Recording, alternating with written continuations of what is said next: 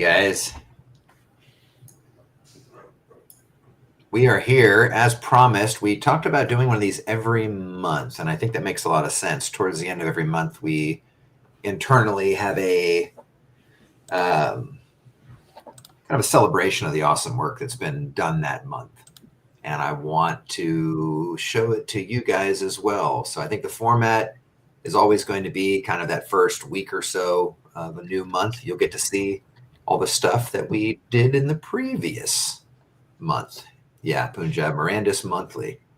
Mirandus Monthly. We're answering questions and fielding stuff on the Mirandus discussion channel on Discord. We have with us today Manuel, our senior producer, Jason Hughes, our engineering director, and Matt Bell, our art director.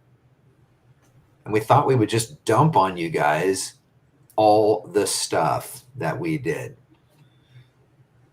I kind of want to dump on them the argument that we were, not an argument, the active discussion about getting motion match. Right before this started, guys, we used motion matching in our game, and it's easier for bipedal characters than it is on our other ones. And we were talking about options. Because I have a massive game development pet peeve, which is Scooby-Doo, they call it, where you're walking and the feet are sliding. It drives me nuts. And it's easier to fix in some ways than it is others, but that's a little behind the scenes sausage. I hate feet sliding. It drives me nuts. Some of the videos you're going to see today, you'll see some feet sliding. Ah, it's the worst. We'll fix it. Yeah, you want to talk about fundamental techie stuff first? I can talk about that all day, Michael. All day? All day. You guys buckle in. We've got a lot of it. Wait, Jason, before we start, can we remind everybody what we need to remind them? Could everybody just please, you got to like and subscribe. Got to hit that button. Smash that like button. Comment. And what really helps the algorithm, this is what YouTube doesn't want you to know, you have to share it. So glad you're here, Manuel. I just post it on Twitter. It's okay. That's actually, the share is what will help the algorithm the most. I think I threw up a little in my mouth. I know. Just got to do it. It's important. It's important. Thank you, Manuel. Smash that like button. Like and subscribe. Bruh. Oh. I feel dirty now. Can we cut stream? It's over. I'm out. That totally interrupted my flow. All right. So, yeah, we're going to talk about tech, and then we're going to talk about some other cool stuff. Mirandus guys. If you're not in our Discord Mirandus discussion channel, get in there because that's where the stuff's happening. And yeah, it's great to have this monthly Mirandus video stream, but there is stuff that happens every Friday. I make sure that there's a post in there that's kind of summarizing a little bit and giving a little flavor of what we're up to, but just make sure you jump in and interact with the rest of the community because that's where it's happening. So let me tell you a little bit about what we got done the last month. So it's the end of summer. It's the end of the sprint. We have month-long sprints right now. We're making so much progress. There's so many cool things going on right now. Brad, our graphics wizard, resident graphics wizard, Brad, call out. He's been doing amazing stuff. So the most recent amazing thing is Brad has been converting things that are off in the distance into a single quad. So like these really complicated objects that whenever they get a little bit farther away, you don't need to spend that much effort rendering them. So he converted those things to it's basically like a little sticker. And that little sticker is super cheap for us to draw. So what that does is it allows us for when we have lots and lots of objects, more and more objects are in the distance than there are up close because that's just how the real world works, right? So there's tons of stuff off in the distance. We want that to be extra cheap. That's why normally you create this level of detail system or something to kind of convert it into something that's no longer as expensive to draw, but still kind of looks like the real object. Well, this is the real object just drawn onto a sticker. And the most recent thing he's been doing is capturing you have to use a forward rendering pass instead of the deferred rendering pass, but going through this slightly different way to capture the color and the normal and the depth values off of it, so that it actually works the same way as the original object. You can still do fog, you can have lantern of the sun, highlighting different parts of it, and it correctly kind of reacts the way you expect it to. So as far as the engine's concerned, it's a single quad, but it ends up representing not just one object, but a whole group of objects that happen to be in the same space. So we convert, some number of things to a single quad, and it looks the same. It's amazing. What does that mean for the community? Guys, it means that the game will have a higher FPS. And it's also some tech that we would leverage for seeing far distances. I mean, we think that, you need to have in Mirandus some of those places which are vantage points, and you can see something in the distance and be like, whoa, what's that? And try to make your way over there. I mean, that's just part of coolness, and coolness must we be actually have a really cool, so there's a demonstration video that we want to show you, but also I want like putting this into context. How much better is it? Well, it actually cut our draw call count in half. So it means that lower end hardware is going to be able to play the game, or at least it'll be more consistent frame rate no matter where you go. So let's, Paul, go ahead and run that first video. So here's an example of Hero's Landing from the Citadel Gate, showing the scene. I can turn these trees off in the foreground here. The trees in the background I can turn off. The trees in the background are currently rendered as cards, textured cards. They're updated constantly, so the time of day lighting is accurately reflected. The way this works, so I go over here to scene view, you can see that the player is rendering the scene over and over again from many different positions. So I love this. There's actually a grid that is broken up, that breaks up the level, and the grid is actually all these cubes. And so the way this works is that there's depending on where the player is, what they're looking at, the time of day, how far, how near, and whatnot, the environment gets rendered onto these cards. And then those cards can be faded in and out with the real geometry to optimize the level and the rendering. Yeah, so here is an example of Nero's Landing where the background mountains are rendered to a cube map. And as I change the time of day, the cube map texture is trying to keep up with the current lighting. So here it's nighttime and it's black. If I go to the daytime instantly, you can see the mountains are black, but they quickly fade in. So the idea here is that we can take a highly detailed vista scenery in the distance and render that to a texture, and then that can update and change with the lighting conditions, but it's simply rendering a cube, very, very fast and easy to create very complicated backgrounds.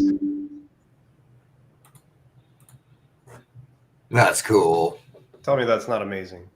So that last part was actually, we have the zone that you're standing in, and then we have all these extra zones that are just there for seeing things like the tower in the distance or mountains off. What tower? No tower.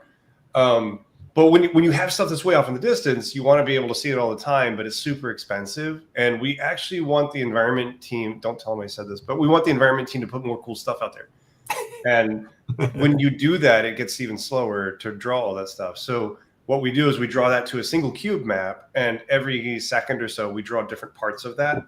And that's what you were seeing is it was drawn at nighttime, and then we switched it to daytime just so you can kind of identify like there's something happening there, and it fades it from the nighttime to the daytime pretty quickly. So that again is another way for us to make our frame rate more regular but not lose any detail in the distance. So that's pretty amazing. That's just Brad's work. Now we've got 7 guys that besides myself doing these things. So let's kind of blow through a few of these real quick.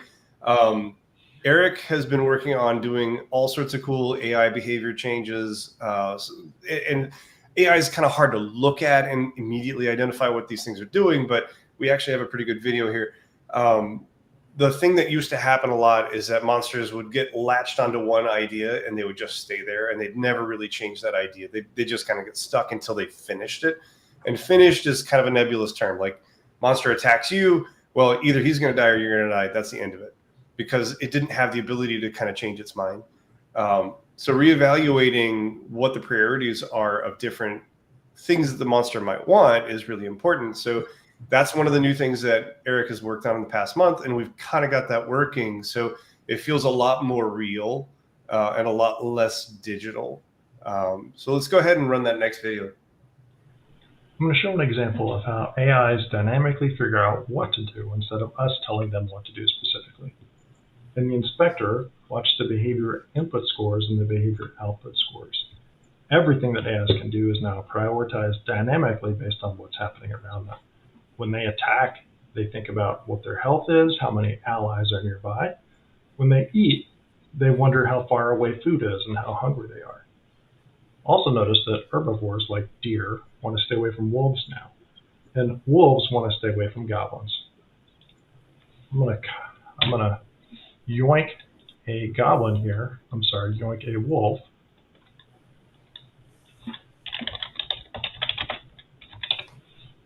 And let it attack me. And I'm going to cut it to the goblin camp. When I get to the goblin camp, I'm going to disappear. And I want you to watch what happens to goblins and the wolf. Everybody wants to attack me right now. And now I'm going to disappear. As I disappear, notice that the wolf runs away. Notice also that the goblins go into wander behavior, sort of like an investigate. After there aren't any threats for a certain amount of time, they'll decide that their priority is to return to base.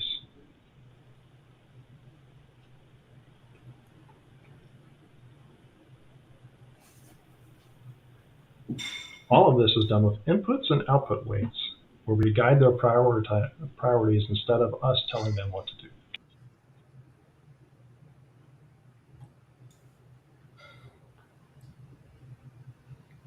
Cool. So if you see all those things, they're changing. They're doing it at the same timing, right? Like we haven't randomized timing or anything. So this is just showing that they have a lot of different ideas of what they could do, and they're picking those things based on the context and not just saying, "Oh, I got stuck in one thing or another thing." So it's the foundation for the simulation too. I mean, this is like, if you guys played the last tech test, something ran at you, it attacked, and then it ran back. Like that's not what we're trying to do. What we're trying to do is make you guys believe that you are observing a fantasy world. So, this is the foundational stuff that we have to stand up to ensure that a wolf is running around, and then it gets hungry. Then it tries to hunt a deer or you if you get close. The concept of food, the concept of sleep, the concept of what do these things want to do with their lives and in their spare time, and what is their internal drive.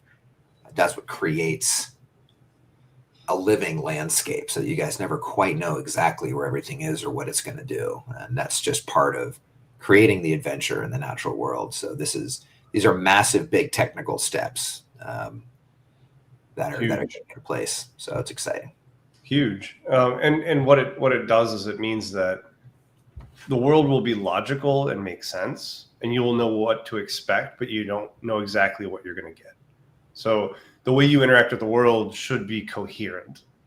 And that's something that's actually pretty hard to get to.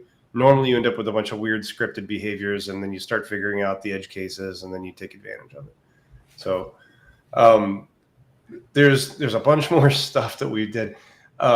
So we're trying to make it so that ranged combat makes sense on the NPC side. And the problem is, like previously with the last tech test, NPCs didn't really know anything about the world. They had a nav mesh, and the nav mesh was it was quickly thrown together. It's not something that we spent a lot of time on. We just wanted them to be able to path around. So a few of the things that we did now is like we have a real nav mesh, and this real nav mesh is allowing us to have things like bridges and underpasses and multi-level buildings, perhaps. It also means that we have some concept of collision. in the server that matches what you see when you're running around playing the game in the client. So that's a big deal, because now we can cast a trajectory through the world and know, oh, this is not going to hit the target because it hits a rock, or you're shooting through a wall, or you're firing it into, you're trying to hit somebody in a chasm that you can't make it because you're going to clip the corner. So there's all these different things that we needed to know on the server before we could actually do anything that's really approximate to projectiles. But now that we have that, we can do projectile combat. And it's still pretty early, but it's starting to show some promise. At the very least, this is, I think the video here is, well, there's a couple of videos. There's at least a video here that's going to show what happens whenever arrows become finite. And we're doing that on the client so that you'll run out of arrows. Monsters are probably going to run out of arrows too. Don't know for sure. But the idea that man. They're going to run out? Well, I don't know. That's a big discussion. That is. Well, imagine what happens if you could sit there and tease out somebody shooting at you for a while, and then he has to switch to melee and then come after you. I mean, that's tough. Yeah, I mean, there is the possibility, guys, that you could run out of arrows. An arrow is shot at you by a goblin. You could pick it up, load it into your bow, and shoot it back, which would be pretty crazy. There's more involved in that, though. I mean, it wouldn't make any sense at all if you could fire an arrow and every arrow would stick in the ground. Doesn't make any sense, because once you've bought 100 arrows or 1,000 arrows, you fill a zone full of arrows, and everyone's going to have an arrow. So some of them have to break. Mm-hmm. So shattering arrows has got to be a thing. And that's actually one of the things we're working on right now, is to know what the metadata is for the materials in the world, so that we know hardness versus softness and whether it should shatter an arrow or not. So when you embed an arrow in a stone, it's going to break almost certainly. But if you stick it in a person, it might or might not break. Or if you jam it in the mud, it's probably going to be fine. So that's the next couple of steps. We're going to build it. We're going to see if it's fun. But let's roll one of these videos. I think it's video number 3. Yeah. So Jonas talking here, guys. I think. Again, this is just how it starts, guys. This is a thing now can, in the world, engage you in ranged combat. Where in the last tech test we didn't have that. It's going to play a big role in the next one. So we have the new ammo system. Now you can equip ammo to the ammo slot, and you will be required to have ammo when you fire up your bow.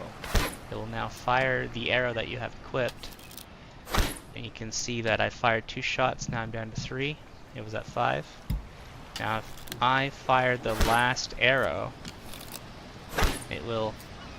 I'm on my last arrow now. If I fire that, it should automatically try to equip this new stack of 5 of the same type of arrow. So there we go. And it has equipped that new stack. If I fire the last of that, you might have seen that I have another type of arrow here. This is the fire arrow, just for testing purposes. We got it so that we don't auto-equip that different type. That's a design decision so far. So I fire that last arrow. I now have nothing left. It hasn't automatically equipped this. You still see the visual arrow here. This is something we're going to have to fix later, but it won't let you fire. It'll just not produce an arrow when you fire at that point. And now I could equip the new fire arrows here. Fire some of those. They look the same visually right now. And if we do a little cheat here, give myself some fire arrows. They're now items you can give yourself. Let's give myself a stack of 5. You can see I've got a new stack of 5 in my inventory. Well, I've got my 7 here. And just like the other arrow, when I fire that last one, it's going to equip the new stack of fire arrows, because it's the same type of the last arrow that you fired off. So 3 left. 1 left, and equips that new stack. And that's it. How cool is that?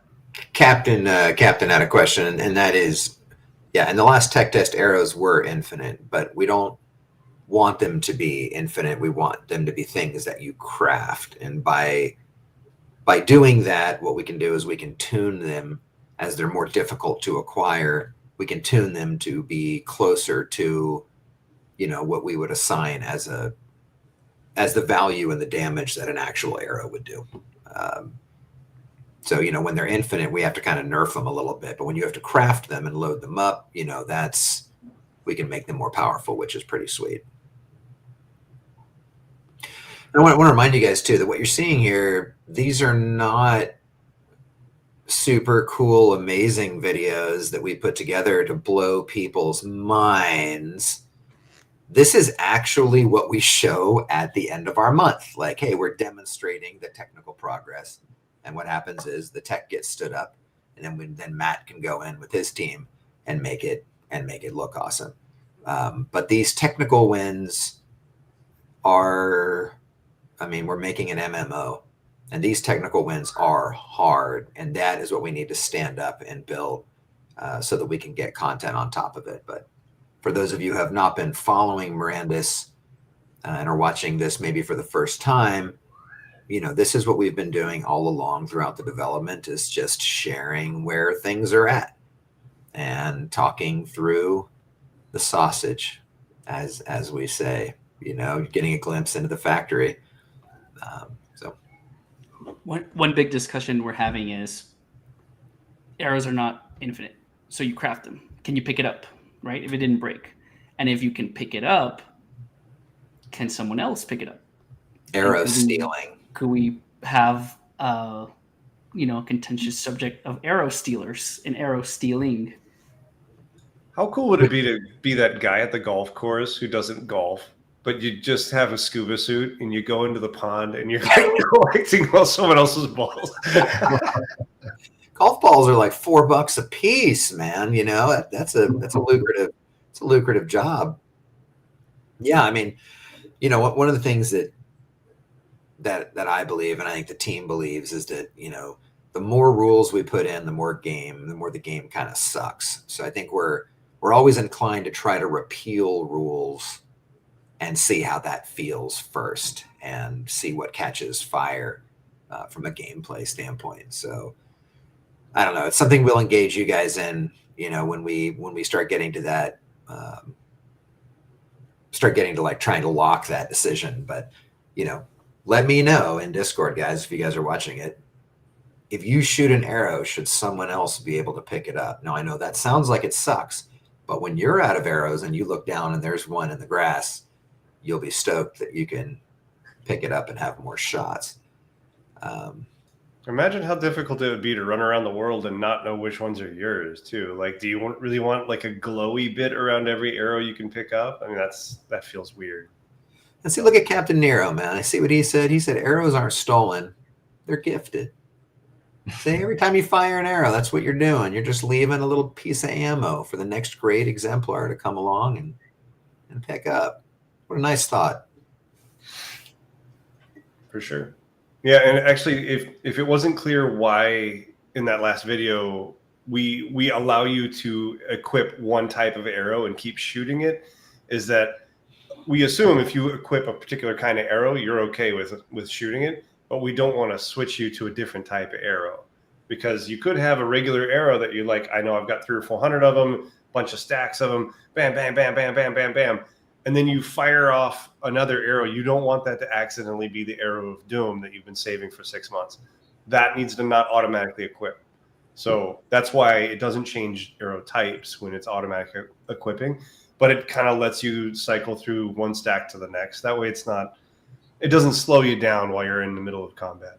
I love these comments in Discord right now. Punjab's like, could you sell a used arrow? It's like, do you see by repealing that rule, suddenly so many interesting things, has us saying, hey, for scavengers, or hey, for, outcats, like other people should be able to pick up your arrows. Now you might have an incredibly powerful arrow being shot by a high level player taking out a large beast, and some really low level players risking their life just hoping they can steal one arrow. But mostly you're getting to watch them be crushed by an epic level beast.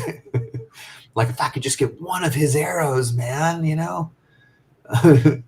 That'd be cool.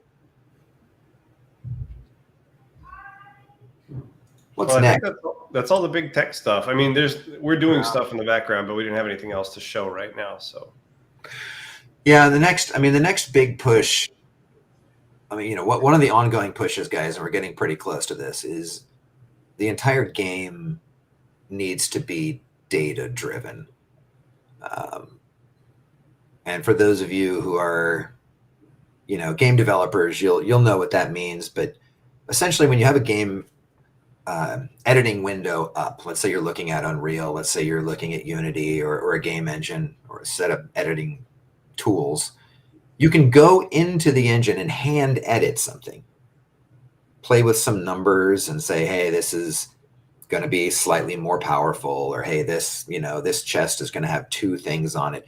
It becomes an unbelievable amount of manual work, because you'll have thousands and thousands of items and creatures in your game. It also becomes fraught with peril, meaning you can accidentally click the wrong thing, or maybe the community would like it. On this chest, there's 1 million emeralds because someone accidentally just threw a couple extra zeros on there. You have to step out of that world and have your game and the tuning of your game live in Excel sheets or CSVs. And that kind of lists out every object in the game. They have a unique ID. You can change their name. And then all of their stats and even their behaviors can be written in a long row. And each column is, we should actually show what some of that looks like at some point.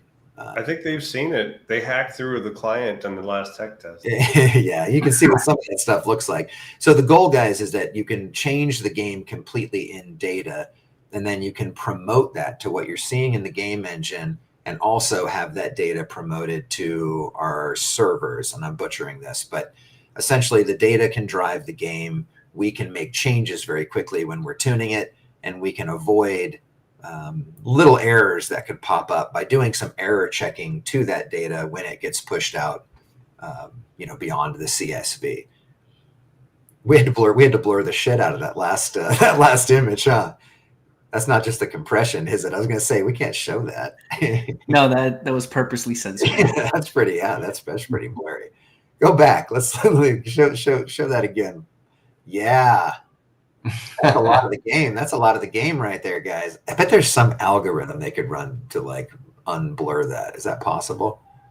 Yes, it is. We shouldn't. Should we have shown that? It's all going to change anyway, even if you unblur it. But yeah, so getting the game data driven is just a critical component. Everything in the game needs to be data driven. Even as Jason is talking about materials, I'm reminded of a discussion that Matt and I have all the time about maybe even data driving the material sets. So imagine an Excel sheet with every list of materials in the game. Here's their color, here's their properties, their weight, how much something's worth, how hard that object is. And that could feed into arrows being shot and what breaks them and what doesn't. So, the way that we can stay fast and get more content into the game, guys, is by being data driven. That's an ongoing push, and we're getting pretty close to having most stuff in the game be data driven. So that's rad. Now, this next part I find very interesting. I have learned yesterday that Eric leaked a shot, which makes me want to scream. That shot is not of how the final level will look. That shot is of what we call grayboxing. So what we do is we, again, just a sausage note. As you're making all of these levels, you just stand them up really quick. You put boxes and temporary objects in place just to get a feel for it. You walk around it. You get convicted that this land and this area is feeling pretty good. This is cool. And then you actually go deep to make it more beautiful. So we have a little video showing some of the boxes gray box. But anyway, I just want you guys to know that if you saw that leaky CEO image, just know that that's a gray box environment. And the environment team is probably pulling their hair out that was shown. But let's show this video and really have them pull their hair out. So this is grayboxing, guys. Matt, you want to talk about it? Yeah, sure. What's really important is we start figuring out like where things are spatially, and that's a visual thing, but it's also a playtest thing. Like we get in and we run around it, we feel how it is. Ultimately, this is going to, before we can ever graduate to really beautifying it, it's got to feel right to play inside of. And one of the things that we can utilize is once we have spaces like this figured out and we know how it's supposed to play, we can grab moments from them and concept right on top of them so that we can preserve the play and then figure out exactly how they're going to feel. And you're seeing the work from a lot of different people. So the level of detail people put in is kind of all over the board, but the intention's really consistent about what are the inputs here we're trying to showcase, and some of it might be lore, some of it might be gameplay, and so these really are tools that really help us hit our target much faster than trying to make a final finished thing all at one time. It also frees the environment team to push ahead while we're building the tech, so they're not blocked. They can keep building out, continent 1. Yeah. But it's coming along awesome. They do such a good job. They're so fast. There's just an unbelievable, they're just awesome. Yeah, we have a really dynamic and cool group of guys that are working on this. We need to have a whole show on building environments, I think, for sure. Oh, yeah. I think that'd be rad. Absolutely. Cool.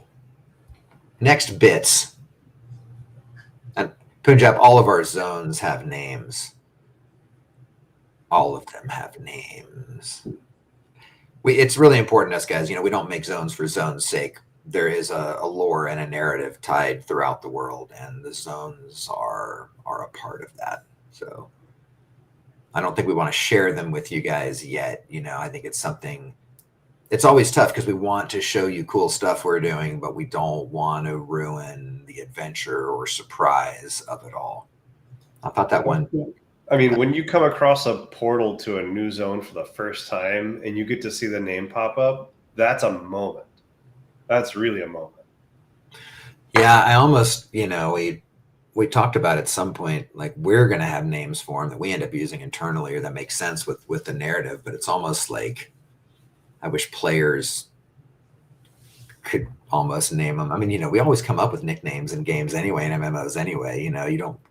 Yeah.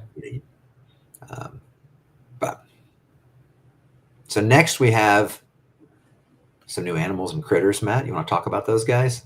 Yeah, I mean, assuming people want to see creatures running around in this big world. I'm getting a no on Discord. We can skip this. Okay, so no one wants to see any of the creatures. That's fine. Just kidding, man. These are cool. These guys are neat. And again, these creatures, guys, everything serves a purpose in the game. We're trying to make the world filled with things that would have an output or that are engaging with the other creatures of the world in some meaningful way. So check them out. And we are, when we're developing, we're looking at real biomes in real life, the animals that would live there in real life.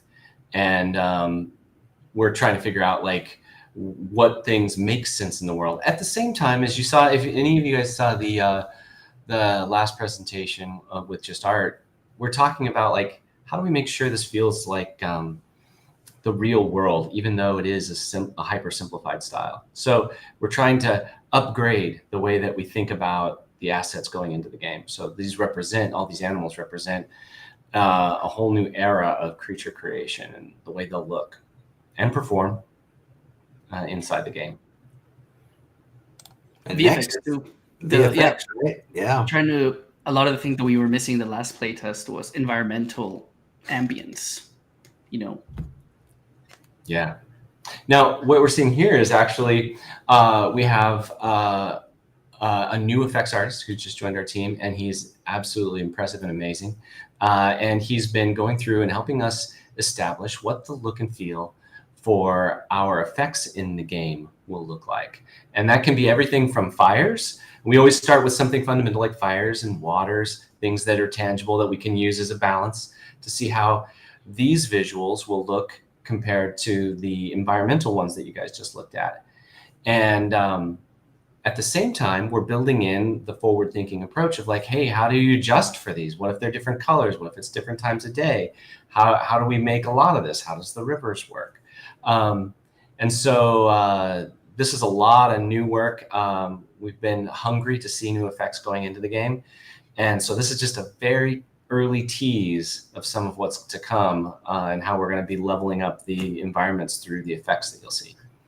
Yeah, the last tech test was really didn't have a lot of VFX in it, and I think it was kind of a big hole for Matt and I. You know, we would look at it and be like, man, you know, they're just the environment team talks about it too. You know, we just need more of that ambience in the world, and I love those little waterfalls in that video. I mean, I could just watch those little things all day long. They're yeah, so cool. They're so cool. Anyway, great job, G. He's our VFX artist, guys. Hi, G. Yeah. Also, one of the things that Brad did this past month is he added an LOD system to turn that VFX stuff off when it's too far away. So good job, Brad. No way, man. Keep it on. Always keep it on. We need to have Brad like be able to copy and paste it 6 more times. Just everywhere there's a waterfall, just 6 more waterfalls. No. Waterfall multiplier. Can't have too many. Yeah, and then we have some. Do we have some?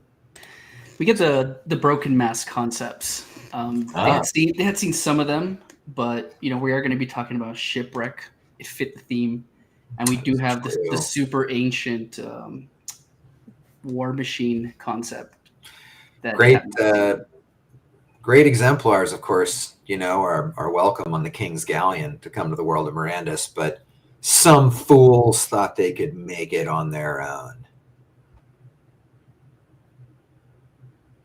I love that. These really, without saying what they're giving away, they talk about the age of this world that you're in and the lore that you're going to experience by wandering through it. We've built some of this too. Do we have any? We don't have any images of that today, do we? I don't know. I don't think so. But we have things like this, like the ancient. Well, I won't even say what it is. I'm just gonna let people wonder what it is. It's ancient. I'm not gonna say. That's a lot. But yeah, there's really a rich kind of wonderful narrative and story woven into the world, guys, and hopefully the levels and everything will reflect that, and it'll be pretty sweet. Protecting the secrets too. I mean, sharing little snippets like this is really fun, but it should be a testament to how wonderful we all believe it is, that we want to protect it for the audience, because it's gonna be great. It'll be cool. Yeah, what's next? Is it more Matt stuff? Yes. Oh, maybe the goblins. Do we want to talk about that? This is a big one because, you know, it shows like the maturity of the aesthetic, and it leads to the dragon. That's true. Yeah. Mirandus is supposed to be a dark medieval world, guys. You know, I mean, it's not dark because we thought, oh, wouldn't that be cool? It's dark because we thought about if I landed in a new land and my feet hit the sand and there are evil magical creatures in this environment that want to eat me. What does that feel like? And we want to try to create that. So I think, you know, one of the things that, you know, Matt and I talked about, that some of the earlier stuff and direction was just a little too, you know, a little too Disney, a little too friendly. I want more blood and giblets and horrible shit happening. I want people to get eaten.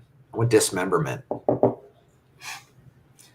And we've heard the audience too, the players have all wanted this to be an intense experience, not just like a walk in the park.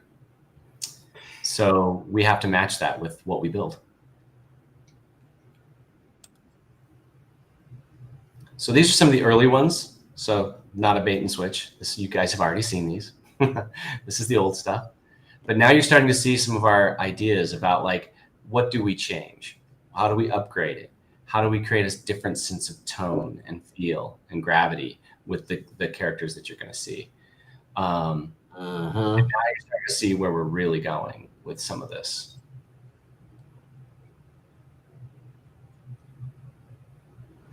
The size of them, what they look like, what they feel like, what they'd be like, how they would think, where, you know, what's their biology? How do they build the things that they are wearing? How do they lay out against the other things in the world? I like that dude. Yeah, that guy's great. He's cool.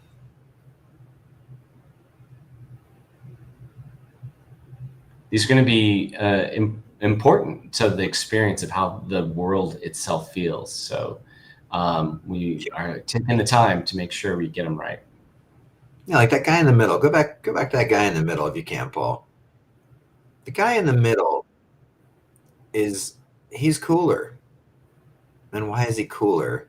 And he's cooler because it's like his mouth is closed. Like, why does everything always have to have a big open jaw with drool and like be screaming at you? You know, it's like, it's Actually, creepier. go to the last image, Paul, I think is the one that he's trying to talk about. Yeah. Fast forward. Unless he was talking about me. Am I the one with whose mouth was closed and looks really cool? It might have just been me. You're the one with the mouth open drooling. Oh, yeah. Also cool, though, right? Also very cool. Can you make it to the end, Paul? I think if you just let the video roll to the end, it'll hang. Paul's our behind the scenes guy, everyone, if you didn't know that. Paul's the best.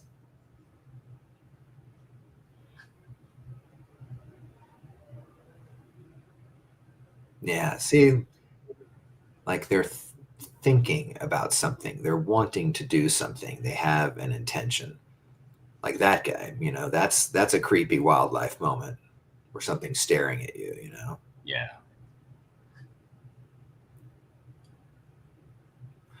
I'd like our scavs to rip a limb off one of our exemplars and beat another exemplar to death with it. Too much? Oh, I'm just thinking about the tech. I've built this. Just put a leg in the inventory. Just put a leg in the inventory, and they can loot them. And I don't know. There's a precedent for taking ears. but see this guy in the middle, like he's cool. Man. Like Because it's he's a little. concentrated. So Yeah. his focus. He's focused. Yeah. Anyway, nerding out on goblins. But Just we so want you know, we're Yeah. actually working on attention for NPCs and for exemplars both. It's a task for later this month. So we may or may not get to it, but it's one of the things that we're trying to work on where there will be some kind of an attention that is described and it'll be an overlay animation on top of what's existing on the character, because NPC server they don't generate the full body pose. That's up to the client. But it'll be one of those things where it's like, oh, he's attacking this way, but he hears a sound that way, and so he's going to look over that way, or ears will perk up if it's a wolf or a rabbit or something. So that's coming. We're not there yet, but just tune in next month. We'll see what happens. That'll be rad. Yeah, we want to create those moments, guys, and we have the technology. It's just more about prioritizing it, getting in. You know, if you encounter something in the wild, it always takes a second before, you know, it attacks or it runs away. It's thinking. And that's a scary moment if you're ever out there and, you know, in the forest and you see something and it stops and it's staring at you, you know, and then it chooses to walk away. You know, it's creepy. It's creepy stuff. Yeah, the next, you know, and I think that kind of feeds into the next thingy, which is talking about the dragon familiar a little bit. This is something that I think has been kind of interesting because the dragon familiar and some of the original Townstar Mirandus skins. So in Townstar, guys, you could make your little town look like a medieval village. They were called the Mirandus skins. I thought that was a lot of fun, and I think that's about the same time that the dragon familiar came out. And you can play that. You can play that first one, Paul. So when people saw this is not what the dragon familiar is going to be. Oh my God, I'm looking at the GIF that, that Virtual just posted. Yeah, no, this is a town star aesthetic. So this is like the dragon in the town star aesthetic. But if you collected all 10 of these dragon vouchers, you will be able to convert them to a dragon familiar inside of Mirandus. And a dragon familiar inside of Mirandus is not funny. It's more like when someone brings a pit bull to the cafe and you sit down and you look over and there's this massive bull mastiff or a dog just staring at you. I think dragon familiars in this game are going to be tough and maybe should have a little Velcro sign on them that says "Do not pet." They're more like guarding you and serious. They're not cute. I mean, maybe they're cute to some, but they're tough. They're more like a guard dog, if you will, loyal and mean. I always imagined them like those Mongolian falcon hunters. Those birds are giant vultures. They hunt like foxes. That it is a dragon, so they are pretty badass. So I really I like Dragon Familiar as a platform, and the Dragon Familiar is the only familiar that we have planned right now for Mirandus, and it's a hard one to start with too, because there could be flight involved, there could be potentially spells or the ability for it to wield fire of some sort. So I really want to go deep on the Dragon Familiar over time, guys. Give us time to get it in there, but I'd love it to be a bit of a platform, something you can work on, upgrade. Could you even craft stuff for it? Could you combine them together? Could you breed them? I don't know. Dawn's not here, guys, or design director's not here, so we can make up a ton of cool shit. Let's go. That's awesome. But they're cool. This brings us to Shipwreck. Yeah, we do have the Mirandus Shipwreck coming, guys, and we think it's really cool. It's it's in an effort to be conscious of the state of NFT prices out there on planet Earth. It's not 2021 in that regard, and we want these items in your hands, not ours. The world is richer when they're in your hands. So we've tried to make this cool thing called not yet, Paul. It's called the Shipwreck, guys. It's some of those adventurers who went for it but weren't on the King's Galleon, and they were trying to bring over their riches and buildings and deeds and everything to the new world. And of course, it didn't go right for a number of reasons that you will learn in the future. But anyway, it's coming soon, guys. We'll have it up and running, and there's quite a bit of cool stuff in there. Manuel, you want to talk about it while the Shipwreck website is scrolling? Yeah, Paul, you want to run that? So, just so you guys are aware, there is a high probability that you would get either a human, orc, or dwarf plus a dragon voucher. That's just the percentages. But there are some pretty awesome things. We got 111 ancient items, elves and lanterns of the sun, 254 ships and docks, 227 legendary items, halflings, majestic buildings, majestic ships and docks. There's 106 land deeds. So there's 12 farming hamlets, 33 outposts, and 61 homesteads. There's 10 full dragon voucher packs, 2 caravels, and of course, there's the 1 town of the Duke. So if you just want an exemplar and a dragon voucher, go to OpenSea. But if you want a chance at any of this stuff, they'll be in the Shipwreck. You could actually go right now to the Mirandus website and scroll through that yourself. It's live now. Is it live? Yeah, it's live. Should be live. At Mirandus.game. We were talking about it today, guys. We need a full website redo. Oh, there's Shipwreck. It's live, yeah. It's Shipwreck. Yeah. And the price per box is 0.17 ETH. So that's been the question. And the Meowton, you had a question, how will we be able to buy them? You will be able to buy them on the Gala Games webpage. The one new thing that literally came up today is we don't have credit card service right now, so that's I'm okay with that. yeah. And people can use crypto, but I think aren't we still? Some of the boxes might have Ethereum in them, guys. Yeah. Which So is also kind of cool. We're almost basically ready to go live with it. That's the issue, is we want there to be Ethereum inside these boxes. These boxes are on Gala chain, so we need to have a representation of Ethereum in Gala chain, and we can do that. We already did that with the other Gala gacha boxes, the mystery boxes. That's just what we need to do right now. That's what's missing.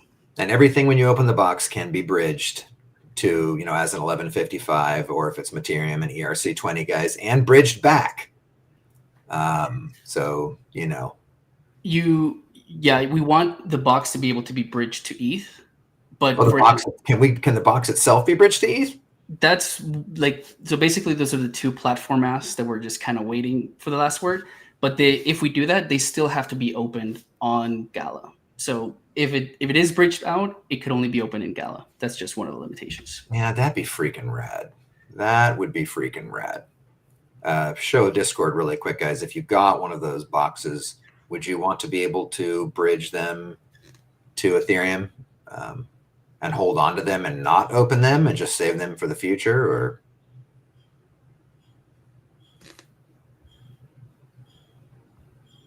yeah, well, think about that, guys.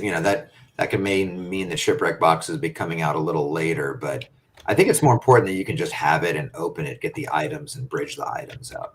One thing about bridging, guys, you're going to be noticing is, we say NFTs all the time, but, as you guys know, Web3 wise, a lot of these are FTs, really, but not anymore. Like Gala Chain enables us to make these true NFTs and unique. And that is quite powerful for a number of reasons. One of them that I'm pretty hot on is that we can embed data uniquely into these items. And we've been talking about cool stuff that you guys can do, like give you the ability to name your NFT, such that like if you plop down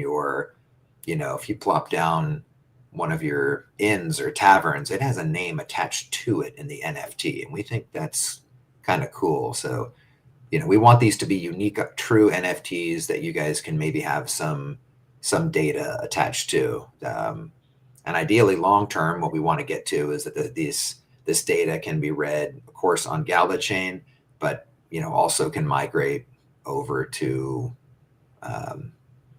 the Ethereum network. But as Manuel says, to open any of these boxes, they will have to be on Gala chain, guys, because that's part of our opening mechanic. It's also much better because you're not paying $30 and waiting 20 minutes on ETH. So it's literally instant. You'll know what you got. Yeah. Yep. Gala chain is awesome. And finally, we also want you guys to be able to buy them with Ethereum and with Gala in your treasure chest. Platform has said that is possible. Cool.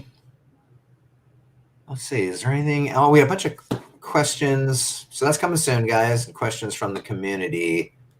I'm going to rip through a few of these. How do voxes interact with their relevant exemplar? I see 2 traits for each exemplar vox and wonder what each buff would be. So if you look at your vox, your exemplar voxes, guys, in Mirandus, what we'll be looking at is that you own that exemplar vox, and that you'll be equipping it like a charm to a paired exemplar of the same type. And if so, that exemplar will receive a bonus to whatever their innate ability is. There's other traits that you'll see that were part of the random roll when those are created, and those are not currently relevant to Mirandus itself. Like if you have a vox and he has little pipe, doesn't mean when you bring in the little charm into Mirandus that you get a free pipe or something. I'm not sure how that would work. We're mostly just looking to see if that vox is paired to the exemplar, and then we'll give the exemplar a buff to their ability. I'm going to try to rip through these as fast as I can, guys, because we are getting kind of short on time. But can we have an evolving playtest that is continuous with the expected data wipe occasionally? An improvement can be added, and players can test it out actively. So we do want to get there, but To have that means going into full-on live ops, guys. It means a security team. It means we need to probably have the ability for Jason to sleep. When we launch the tech test, Jason doesn't get to sleep. Sleep is for closers. Poor Jason has to stay up 24 hours a day. So, transitioning into live ops and having a build running constantly typically means that we need to have a team of people doing nothing but babysitting that and using our admin tools to fix things on the fly, maybe move you out of a stuck location. And it's a bit of a lift. It's a bit of a technical lift. So we usually try to keep it up, let you guys play it, and then take it down so that we can tear all the guts out of the car again without it running and slam them back in. And sleep too. And sleep. Can you make an ancient exemplar automatically daily gain or receive Materium? No. You can't just own something and passively collect Materium. We need you in the game, playing and performing game actions and receiving game items. And that's, how the Gala world generally works. And that's how Mirandus works, right? If you want to earn Materium, you need to go into, an action has to be performed by a player. So an action by a player might be a new player coming into the game and renting one of your exemplars. That is them coming in and performing an action. But actions do have to be performed. You can't just have the NFT and we just airdrop you Materium or something for no reason. Actions have to be performed. Someone's asking, like, it appears there's a race of giants inhabited in the land of Mirandus. Can I confirm or deny? Let's just say a cool fantasy adventure needs at some point to include big giants, because that's just cool. Rest feature associated with buildings. Can't I just sit down when tired? No. If you want to sleep, you need to own a home or go to an inn or a tent or something and rent that bedroll or that bed from another player to get your energy back. Heal.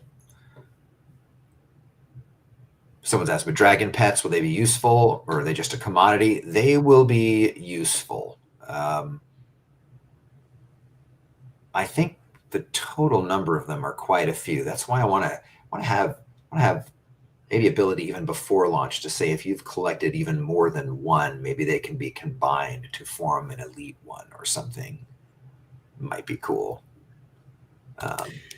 They're almost as rare as the elves, because there really is there's less than 3,000 dragon familiars really. If you collect, two and a half. Assuming someone gets all the 10 cards and assuming, Right. So they're pretty rare. But I'd love to make them even more rare. Should have to merge an elf with a dragon, and then you get an elven dragon. Hey, Don's not here, dude. We can do whatever we want.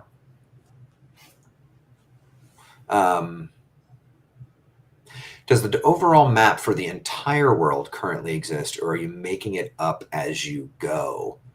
So we have a concept in our game. We have a language that we use internally that has to do with continents, islands, and zones. No, we do not make it up as we go. We plan this stuff out pretty deeply, guys. So, the first areas that you'll be traveling in, we know what they are. We know what those zones are, and we know what islands constitute the first chunk that we want to get to. And then we'll go deep on the design of continent 2, we would call it, and the other continents as we get closer to developing those. Right now we're focused on getting some zones to you guys as a launch, an alpha launch that we would hold there for a while to make sure it's working right and there's no bugs and everything's cool and we're operating with Gala chain successfully and all that stuff. And then over time, what we'll do is we'll just release more and more and more zones to you. And I think that for people who have been in the community a long time, this is just something we've always discussed with the community, is we have one of two options. One option is, we go dark for 7 to 10 years and make an unbelievably massive world. But no, we're trying to make an MMO in half the time here, guys. Get it in your hands earlier, and we will just be extending it with more and more zones. I think ideally when things are going really well, we might even be able to get that content cadence almost on a quarterly basis, but certainly probably at the half-year mark, there'll be a drop of new zones to explore, new items, new creatures, everything. So getting that content cadence in and that rhythm, guys, as a game team is very challenging, and something that we're working towards. We're kind of treating this initial content like we would use for an actual pipeline, and do release management, and tech tests put us through those paces, and we always learn some good lessons. Fire making torches and a manipulable light without LOS, the line of sight. What are they asking there? Lantern of the Sun. Oh, Lantern of the Sun. LOS in games is line of sight. Yeah, Lantern of the Sun. Yes, you will be able to have light in this game without the Lantern of the Sun. The Lantern of the Sun is an infinite light source that is brighter and better than anything else, period. Everything else will be consumable. You'll have a lantern. It'll be using oil, a candle made of wax, things of that nature. It'll be something like that, guys. So you'll be able to craft torches or craft the oil that you might need for a lantern, something of that sorts, and you'll be able to have light without the Lantern of the Sun. But they'll go away, whereas the Lantern of the Sun will be the coolest. We've even talked about, do you even need to hold the Lantern of the Sun? Can it just maybe exist on you in some way, casting light, something you could drape over your shoulder or something that makes it even cooler. We've talked a lot about getting to torches and lanterns as fast as we can, guys, because we think it's a big part of the game. Night falls, it gets dark, and having light is a big part of the game. But we're probably going to make you hold that thing. I mean, if you have a torch, you can't. What did we make fun of the other day? Someone hip torches or belt light. Belt torches. Yeah, there's no belt torch, like a belt clip for your cell phone, like light a torch and clip it into your belt. So it's likely something that you'll need to equip and hold, to be able to use. It might be that one of you is the lantern bearer, one of you is holding the light, while 2 or 3 of you are holding, your swords and shields. So we're trying to create those cool situations in game and make it as real or as intuitive as possible. The Lantern of the Sun's also the brightest light in the game. Period. So it's not just what do they call that? It's where it never extinguishes, inextinguishable. It's also got the largest throw. So I mean, the Shipwreck boxes. I saw, what was it? 58 more lanterns are coming. Yeah, I want one of those. That's awesome. I want one of those too. I think Brink finally got one. Did he? I think so. I think he might have given up. Can the inn owner mechanic be used as a home? I again, with all of this stuff, guys, we try to make it as intuitive as possible. I think it would be weird if you owned an inn but couldn't sleep there. I think that'd just be weird. So an inn owner probably should be able to sleep in their own home. I mean, their own inn, I think. Kavoth could, in Name of the Wind, right? I mean, someone said, I recall hearing about FN nodes acting as NPCs in a land deed. Is that still going to be a thing? Founders nodes, I think FN founders nodes. Yeah. I mean, we don't know exactly what the nodes are going to do for Mirandus, but suffice to say, we talk about it a lot, guys, and we mostly what we think about is having them have a very strong utility inside the game. We don't want it to be light touch. We want it to be performing pretty significant operations that benefit you guys and the network. Once again, we are one world. We're not, distributed servers all over the world and everyone's playing in a different Mirandus. There is one Mirandus that everyone is coming into. So some of the ways that a node could help if they were distributed around the world was, potentially to, reduce ping time or get content to your machine faster. Jason's talked about, the ability to log in and things like that. I don't know.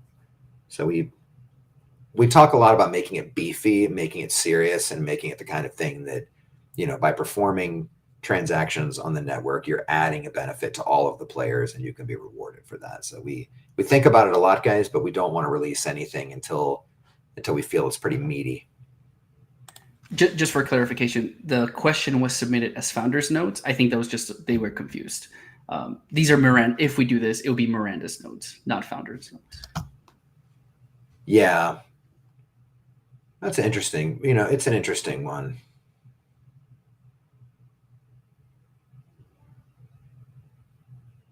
Lots of thoughts on that stuff. Some other questions really quick, guys. How will backpacks work? That's pretty standard. So bigger backpacks give you more space to hold things. They don't mean you can carry more weight necessarily, but they mean you can have more slots for things. It's just a larger pack. We have talked about getting to a point where Materium could come into play, like Materium thread or cloth, that maybe, you could get a bag that is larger that does allow you to hold or carry more than you maybe should be able to, but that'd be far down the line. The function of backpacks as we see them today, guys, is that, a bigger pack lets you just hold more things as you walk around, assuming you don't get encumbered. Will farming be like the playtest, or will there be grow cycles? There will be grow cycles. So those of you who own farms, or you'll be able to tend your plot, choose your seed, it will grow, and we do like the idea that if you leave that alone, it will wither. So ideally, it's kind of a cool, fun activity to be performing in town, to manage your plots and grow stuff and harvest it, and that'll all feed into the food game, which will be cool.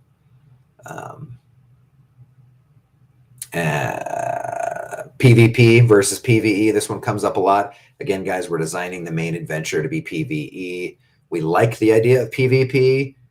We just don't want you walking around the world getting lightning bolted and killed by other players. The world is hard enough as it is.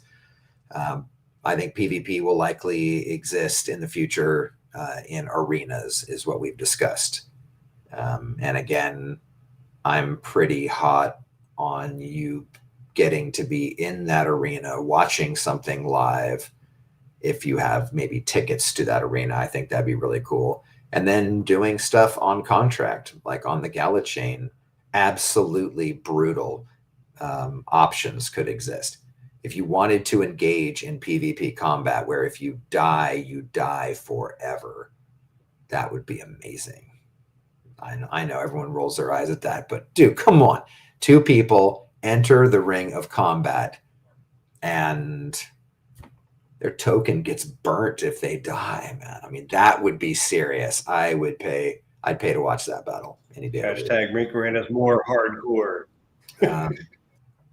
So yeah, guys, that's kind of all we have time for. I'll try to get through more questions and show you more stuff next time we're on. I will say that one of the questions everyone mind is, when is the next tech test?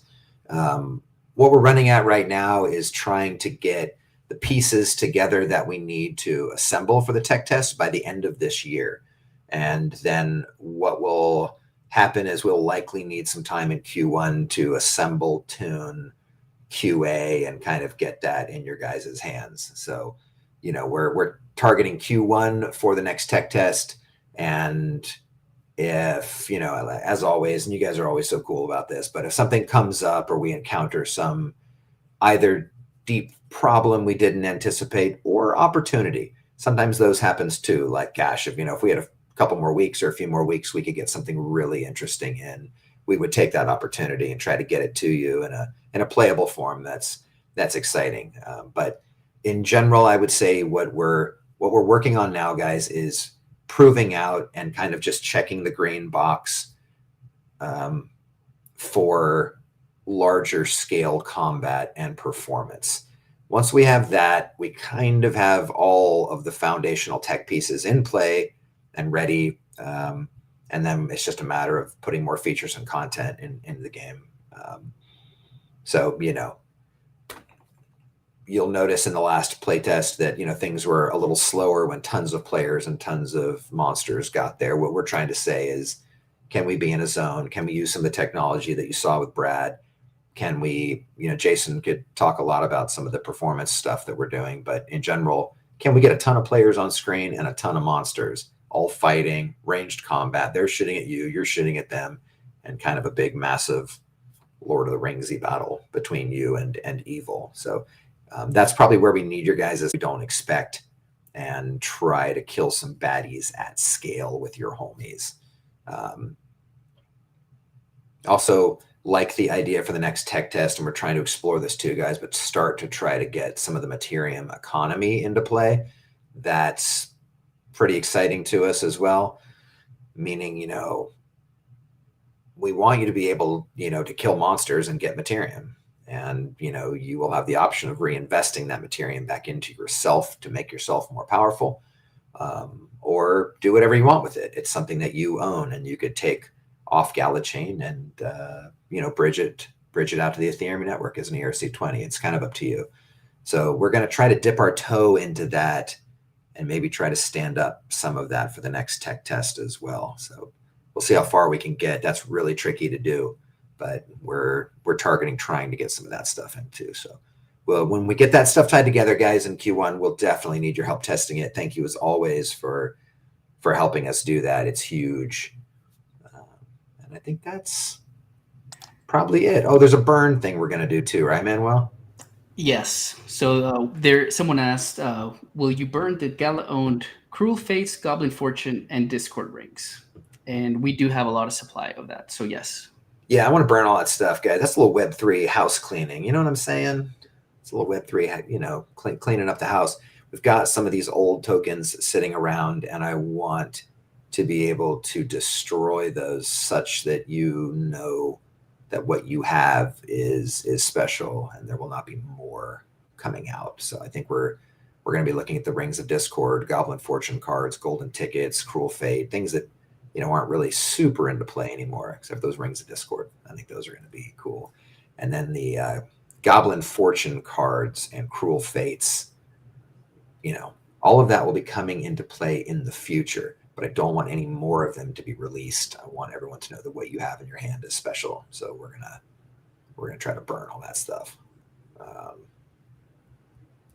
Yeah. If you guys like this, please like and subscribe. Hit that button. Smash that button. Smash that like button, bro. Gotta help the algorithm. Bro.